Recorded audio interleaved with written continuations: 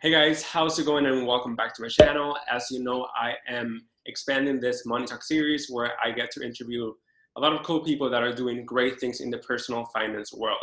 And all the way from California, I got Jose today. How are you, Jose? I'm good, man. Thank you for having me on. How are you doing? I'm good, I'm good. I'm glad that we were able to catch up. Yeah, it's pretty good, man. Looking forward to talking here. Absolutely. So tell me about yourself. So a little bit about myself. My name is Jose, obviously.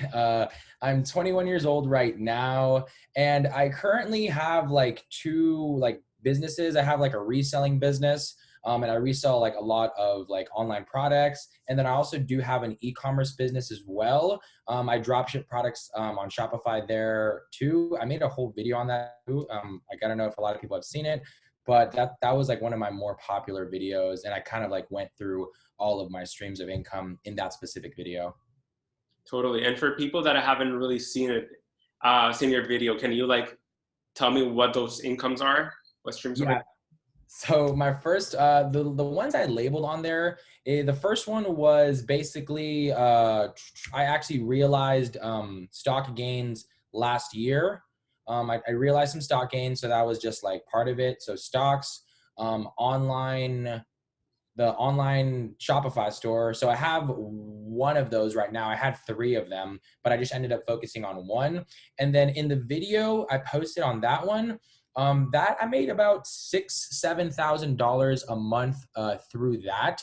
But the thing about it, it's not full profit. That's what a lot of people think. It's just like more revenue. So like statistically, the rule of thumb is it's like a 3 for 1. So every like three you make, it's just like one out of one would be profit. So if you make $10,000 of revenue, you're actually making about $3,000 to $3,500 of actual profit of earnings for that. And then the second thing, or the third thing, was photography. I don't know if a lot of people know this as well. I really like photography and like video editing as well. I post like a lot of pictures on Instagram, and I do have a photography page on Instagram as well. And then I did a lot of like work on Fiverr for that as well. And I would go around like my neighborhood and asking small local businesses who needed like photos for like advertising or photos for their business or their products. And then that was a pretty good way to get some photo clientele as well. And then the fourth stream of income on there was just dividends and then savings. So just two more simple ones. Got it. But you are you going to school right now?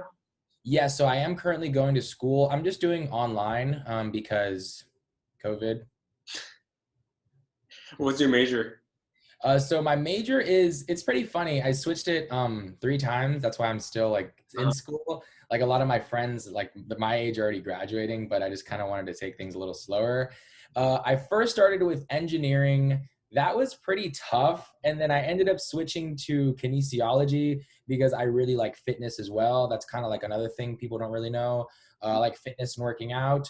And then I finally switched again to business administration. So that's what I'm going to end up majoring in.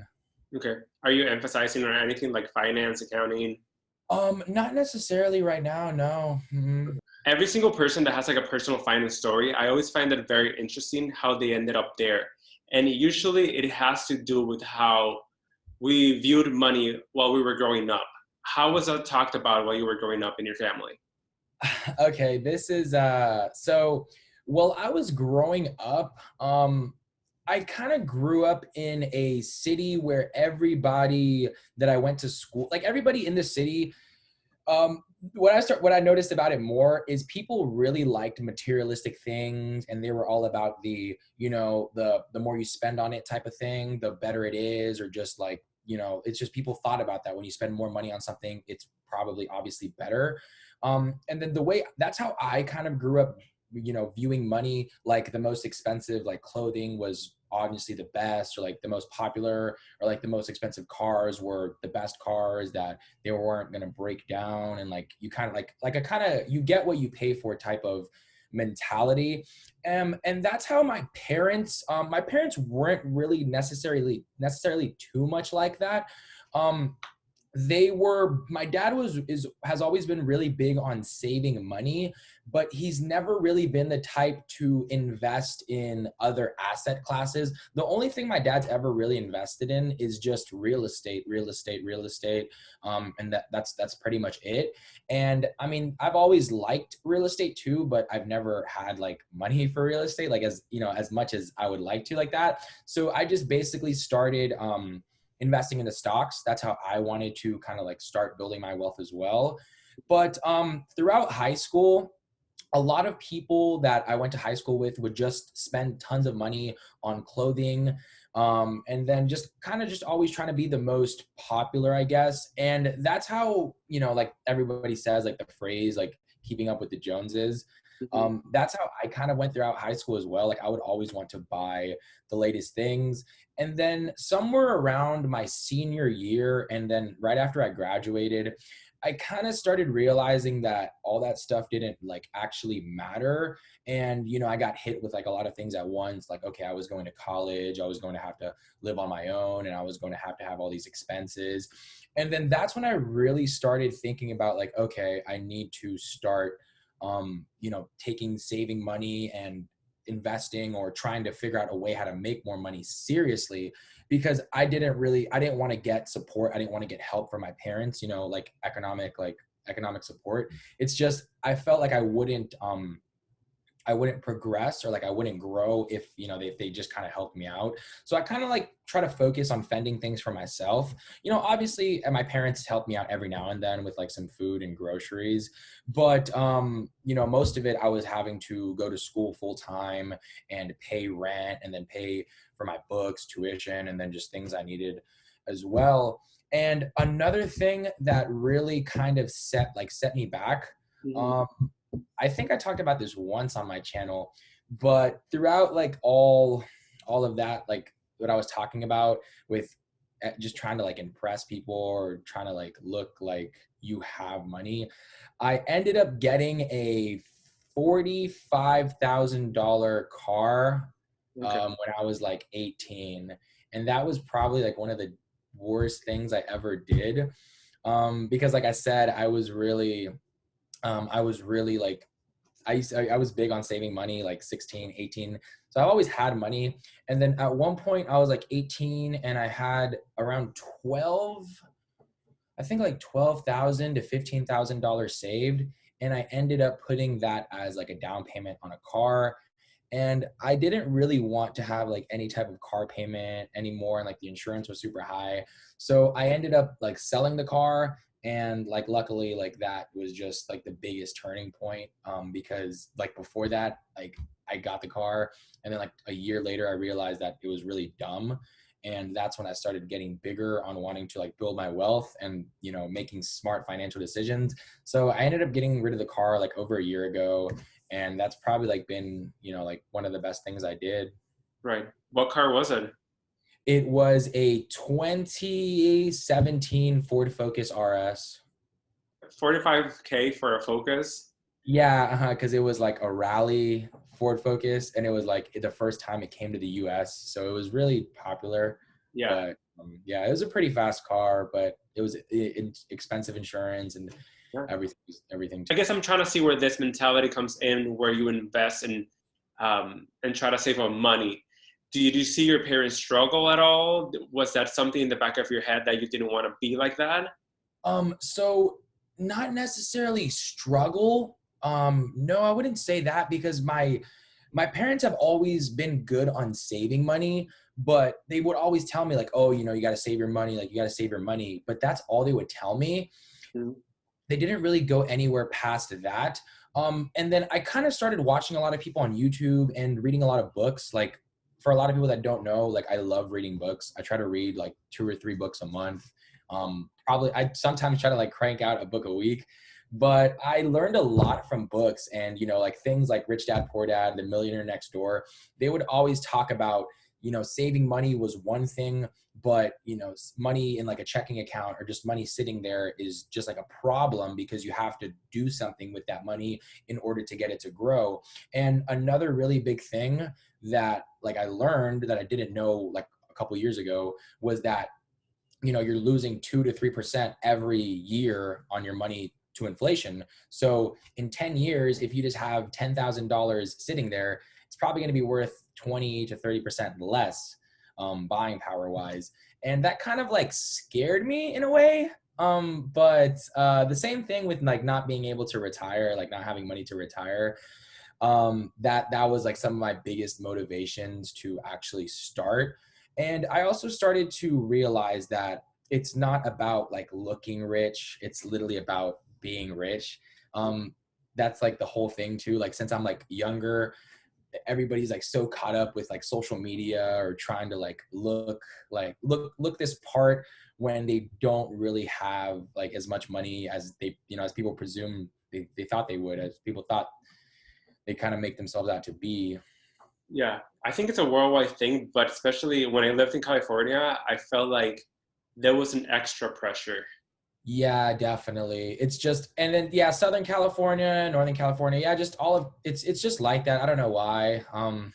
It's a lot. Yeah, that's why I use social media definitely, but I try not to go on it like a lot because it's just you kind of just keep scrolling, and then that's kind of like the biggest problem that everybody has. They start comparing themselves to other people in terms of like success, but honestly, social media is just like a highlight reel. Everybody just posts like the best things, like the best versions of themselves on there. So it's I kind of like over the past like year, 2 years, I haven't really like felt like that about social media. Like, oh, okay, like these people are doing this, or like this dude's like 18 years old and he has like a Lamborghini and like all this stuff too. Because at the end of the day, a lot of that stuff is just highlight reels, or it's just probably just fake.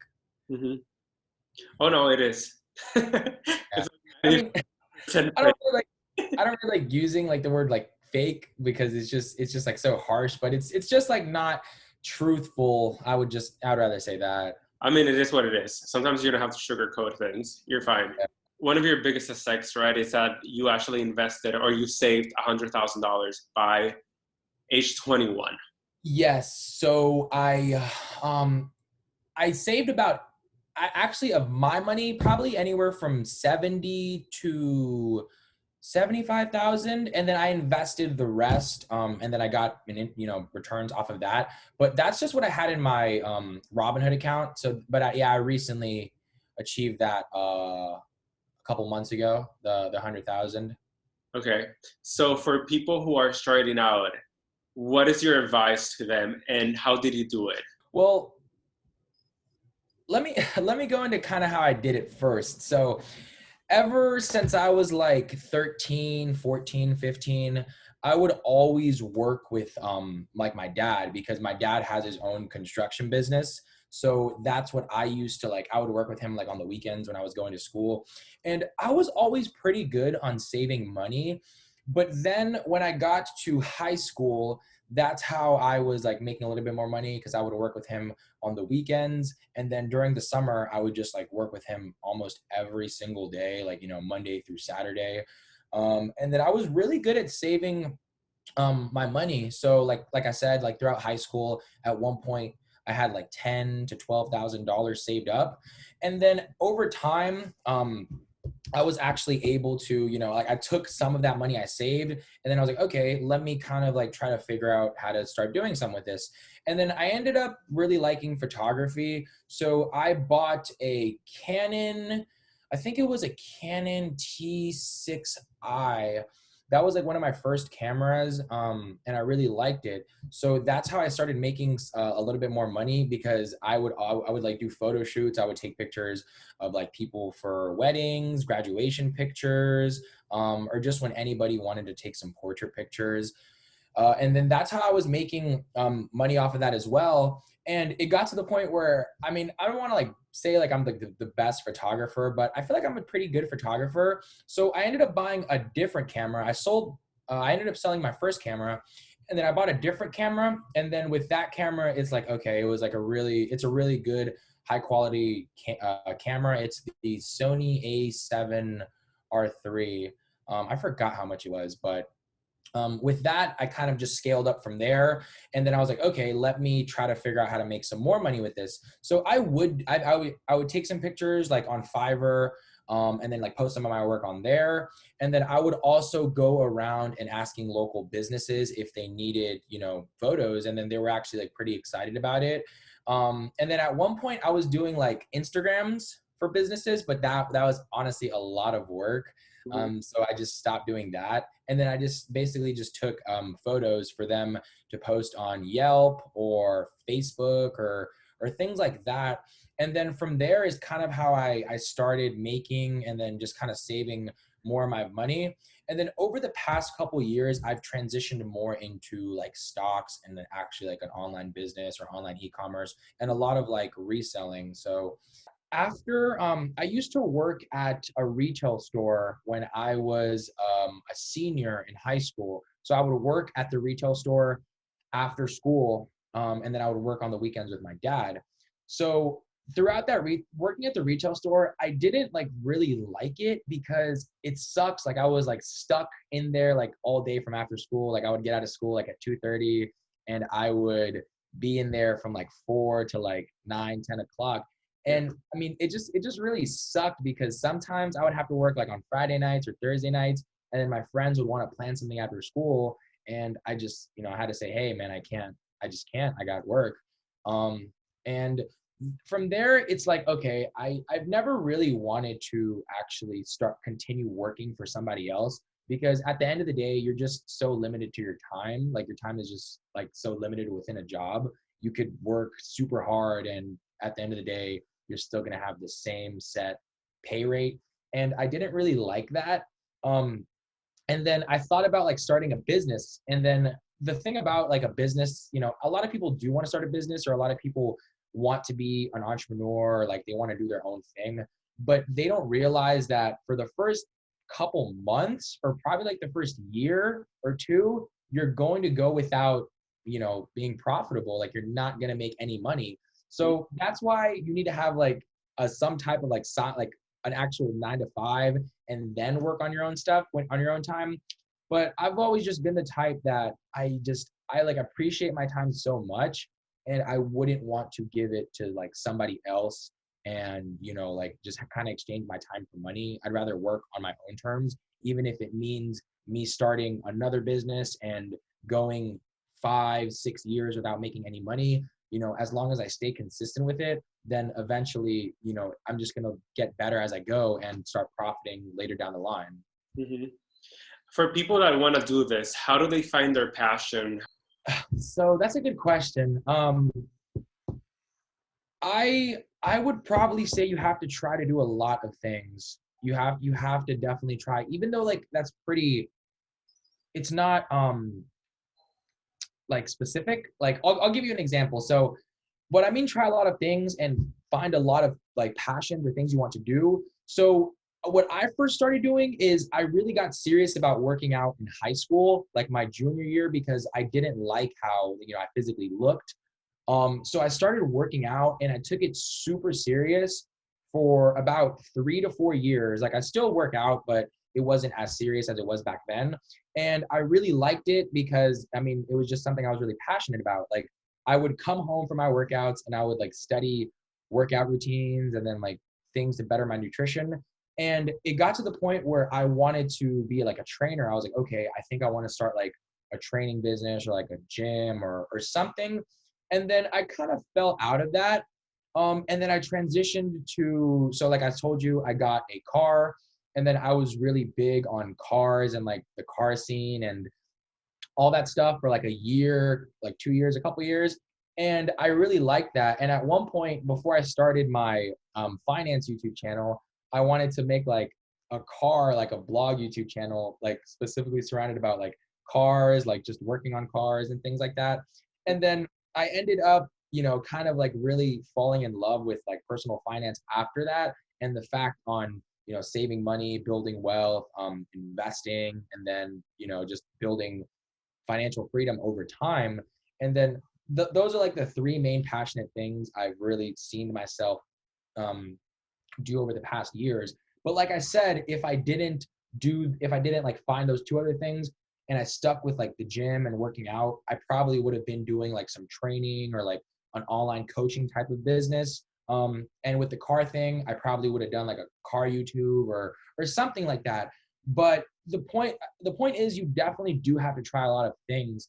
And I would always hear people say that like to find your passion, you gotta like not be afraid to like go out there and like do the things you actually want to do, because it just gets easier when you like start doing something, then like it just kind of gets the ball rolling and you'll want to keep doing the next thing, whether it's, photography, um, or if you just want to start like an online business or like working out. Like you just have to find what you like and what you're passionate about, and you will figure out a way to make money with it, like literally with anything. Like if you like making TikTok videos or like YouTube videos and you're a good editor, Hmm. people will pay you money, or you'll figure out a way to monetize yourself. It's I don't think the problem making money is hard, or starting a business. I don't think that's the hard part. I think the hard part is actually finding something that you're passionate enough about, because people just kind of like just the thing I've noticed, especially during like this quarantine, like a lot of people are just sitting around kind of like not really doing too much, I think, and they're just like consuming a bunch of like content, like whether it's like Netflix or YouTube or something. So it's just, but I mean, it's always kind of been like that. You just have to actually go out there and find what you're passionate about. That's just what I would recommend. It's not really about, you shouldn't just start a business just because it's like, oh hey, this person made a lot of money, so I could probably make a lot of money. Like, no, you could make money in a lot of different ways, but at the end of the day, you're probably not going to love something as much as you would love something else. Yeah, that happens to me as well. I feel like I'm a real estate agent here in Puerto Rico, and everyone wants to become a real estate agent. That's Yeah. that's like, I don't know. They think automatically that you're going to start selling houses and you're going to become rich, and it's completely the opposite. You are going to cry. You're going to fight with people, or you're gonna have to hustle with lenders, lawyers. Everyone treats you like another thing. Find a right brokerage firm. It takes a lot of effort until you actually make at least six figures. It's competitive. I mean, everything is competitive, but there's there's a lot of like money to be made out there in anything. So you just have to have the drive and the passion for it, and then you'll continue with it. Totally, and see things differently too. Because, for example, if you want to go into real estate, there you don't have to be a real estate agent per se. Mm. Like, I talk to lenders and loan officers that make twice as much as money, um, because there's so many deals to be made and everyone needs them. So you just gotta find the right part of the business that's gonna fit best for you. You talk a lot in one of your videos about finding the right people that are gonna support you and kind of have the right mindset. How do you find these people? So, I mean, you can find them like a lot of places. I would say it's pretty tough right now because quarantine, COVID. But you still have like social media, Instagram, Facebook, LinkedIn. I would just recommend reaching out to people. Like you can just like comment or like DM them something. And they don't necessarily have to be people that are like, have like Lamborghinis or like mansions or like these big top-notch real estate agents. People that have their own business and they're really like laser focused and driven about their business. Like, hey, you could just shoot them a message or an email and say like, hey man, I really like what you're doing. I really like how passionate you are about your business. Like you're really good at marketing. I would just love to, sit down and, talk, maybe take some advice from you. But one of the ways I would like really like to do it is I found a lot of people at the gym, because I used to go to school in San Diego, but I moved back ever since COVID. So back in San Diego, I met a lot of people at this gym I used to work out at. And then, I would just like talk to them like, hey man, like what's up? Like I like what you're doing. And then there was this one guy that I met at this gym in San Diego. He would go there every single day. He had his like routine set. He would, go to the gym at 1 p.m. every single day. And I would always see him there. And he had like a really nice Rolls Royce one time. And I was just talking to him like, hey man, if you don't mind me asking, like, what do you do? Like, what do you do? And he told me he did a lot. He was like a real estate, he had his own real estate brokerage. He had like a music studio. He owned like a credit company. he had a lot of stuff going, and he was really cool to connect with because, you know, we sat down, we like just talked a little bit, and then he just kind of like just gave me some advice. But that's probably like some of the best ways to just find people, like at a library, or like within your community, or like or at some event. And it was pretty easy for me since like I really like working out and like I'm passionate about it. So I see how like much work it takes and how like dedicated you have to be to actually working out. So like he did that, and he kind of like told me that it's like, yeah, man, it's like going to the gym. Like if you have the dedication to like go to the gym and you actually like doing it, you know, you're gonna find other things you're passionate about, and then just build up a business through those things. And that's just kind of some of the advice he gave me. Hmm. And you started your own YouTube channel. What was the inspiration to start YouTube, and where has it led you today?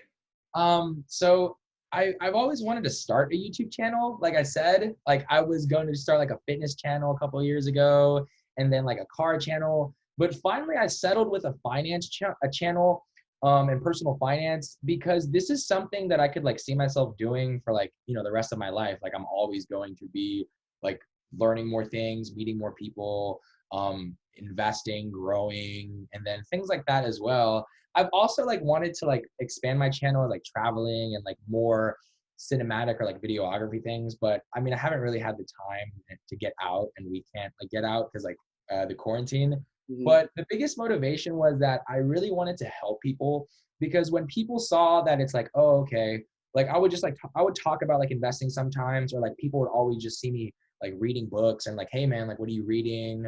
And then I would just, you know, we just kind of go into a conversation from there. And people would ask like, oh man, you know, like, do you think you can give me some advice, or like, could you help me out with this, or like some tips or something? And then that's when it's like, okay, I think I want to like start a YouTube channel on this, because I definitely want to, you know, help more people out. Like my sister, I have a little sister, and I'm kind of jealous because like she started investing like way earlier than me. She's like a couple years younger than me, but like I kind of like convinced her to start investing into like index funds and like bonds and savings, and saving her money and stuff like that. And she's done very well for herself. Like I think she has like, she's in a better financial situation than I was at her age. So like I'm actually like really proud of that.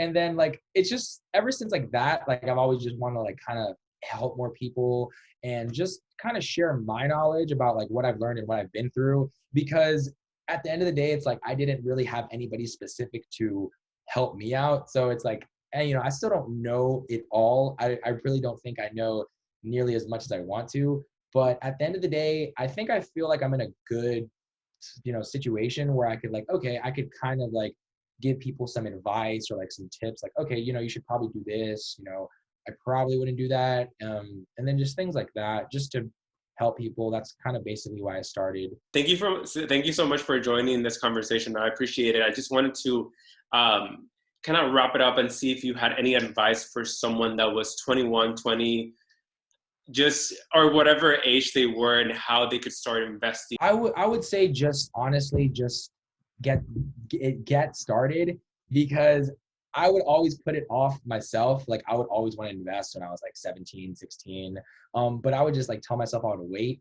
And then the biggest thing is like, if you wait, you're going to be missing out on like a couple years of like returns. Like however the stock market's performing, you know, you're probably going to miss out on like 30% over the course of like 5 years. So you're basically losing out on money, even like a couple $100 like a year, or like even just a couple, you know, 50, $100 a month.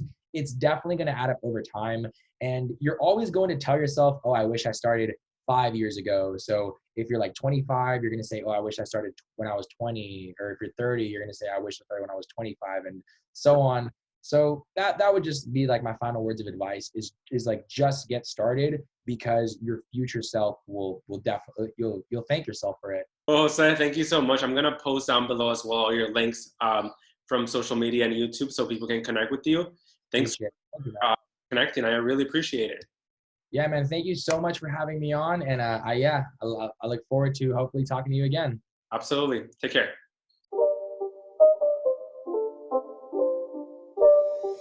It's not a game, it's a rich thing.